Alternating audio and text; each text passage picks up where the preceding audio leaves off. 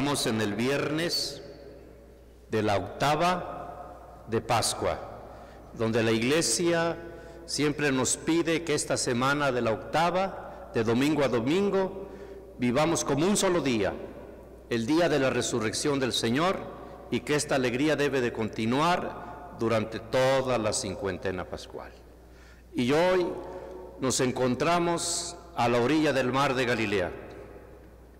7 de los apóstoles andan pescando, volvieron a sus actividades ordinarias después de los acontecimientos de Jerusalén, y siendo expertos en el movimiento del mar, movimiento y de las corrientes de los peces, no lograron pescar nada, a pesar de ser peritos, expertos, conocedores en su profesión, en su trabajo.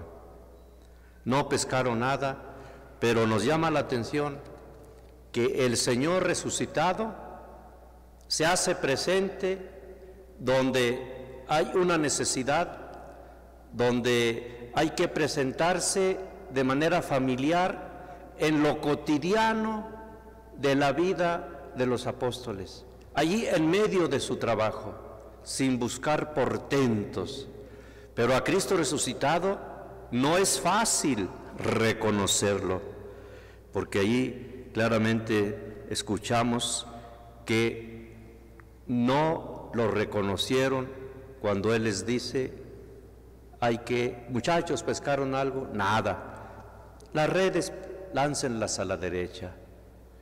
Pero ellos confiaron, no lo reconocieron, pero enseguida uno de ellos, el discípulo amado, dijo una confesión de fe: es el Señor, el Kyrios, el Cristo resucitado. Y por eso Pedro, de carácter primario, se arroja y hay que estar con Cristo. Entonces, cuánta lección encontramos nosotros en este Evangelio, que el Señor resucitado viene a la playa de nuestra vida, en el quehacer ordinario, allí donde estamos trabajando por el reino, en la familia, en nuestra profesión, en nuestro trabajo, en las encomiendas que tenemos, porque queremos ser buenos discípulos del Señor. Y el Señor nos busca para reconciliarnos, para perdonarnos, para mostrarnos su misericordia. Sin duda que Pedro recordaba siempre aquella traición y aquella negación ante una mujer durante el proceso de la pasión. Negó él a Cristo, pero el Señor siempre lo amó, lo perdonó, le mostró su cariño, su ternura a él y a todos. Por eso el Señor se presenta así, también con nosotros, en la playa ordinaria de nuestras actividades, y nos cuesta reconocerlo.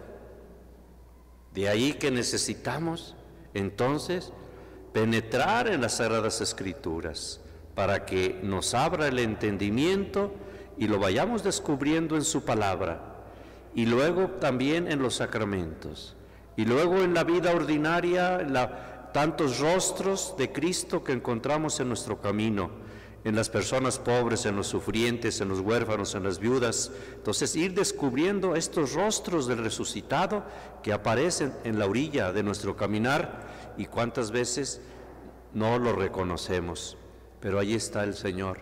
Y es más, en este ambiente muy familiar, es el mismo Señor que les prepara el desayuno. Ya tenía ahí preparado algo, pero les dice: de lo que acaban ustedes de pescar, pescadito fresco, traigan algunos pescados para que aquí yo ya tengo las brasas listas para que hagamos una convivencia y estemos con ustedes, yo el resucitado. Y entonces ya no se atrevieron a preguntar quién era, porque reconocieron que era el Kyrios, el Señor resucitado, que nos acompaña en el mar de la vida, en nuestra vida ordinaria, para seguirlo más de cerca. Y en la primera lectura seguimos escuchando el testimonio de Pedro, Pedro, y nos llama la atención, ahora ante las autoridades que le piden cuentas, y todo a raíz de la curación en el nombre de Cristo, porque solamente Cristo es el que salva, pero fue por intercesión de San Pedro que aquel paralítico quedó sanado, y esto desató, por un lado, los aspectos de beneficio, que la gente comenzó a escuchar a Pedro, y Pedro, hoy escuchamos el tercer discurso, y siempre subraya lo mismo, repite el mismo esquema para que se nos quede muy grabado, que eso es el querigma, eso es el primer anuncio, eso es lo que la Iglesia nos está pidiendo a lo largo del tiempo. Yo les digo a mis sacerdotes, no hay que suponer que el pueblo ya está evangelizado, no hay que suponer que ya sabemos la palabra de Dios y que ya sabemos cómo recibir los sacramentos dignamente. No, hay que comenzar con el A, B, C. El A es el anuncio que Pedro hace a la primera iglesia, a la primera comunidad. Cristo ha muerto, pero Cristo ha resucitado. Y el tercer discurso, lo mismo. Ustedes lo llevaron a la cruz, al patíbulo, pero murió, pero Dios lo resucitó y nosotros somos testigos de su resurrección. Esto es lo que tenemos que comunicar.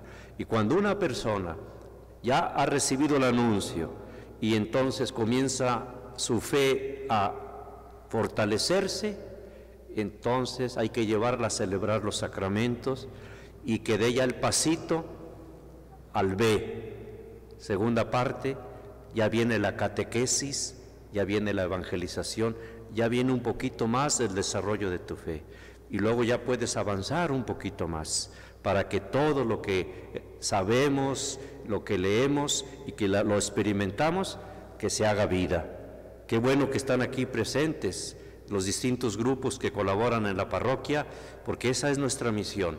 Y qué bueno que contaron con la presencia de 2 diáconos que les ayudaron, les iluminaron. La escuela, el diplomado que se tiene es para fortalecer esa fe, pero siempre pidiéndole al Señor que estemos llenos del Espíritu Santo, como escuchamos que Pedro, lleno del Espíritu Santo, dio razón de su fe ante las autoridades.